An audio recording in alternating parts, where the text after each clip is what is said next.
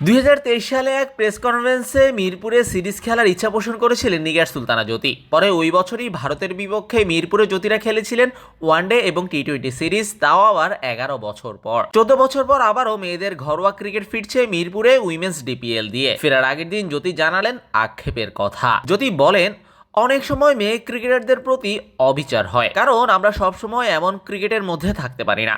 আমি আমার ক্যারিয়ারে 2011 সালের পর এই প্রথম লিগ ম্যাচ খেলছি মিরপুরে। আবার ঘরোয়া লিগে না খেললে মানে পরিমাণ যদি বেশি না হয় তাহলে ক্রিকেটাররা নিজেদের চ্যালেঞ্জে ফেলতে পারে না জাতীয় দলের প্রতিযোগিতায় আসতে।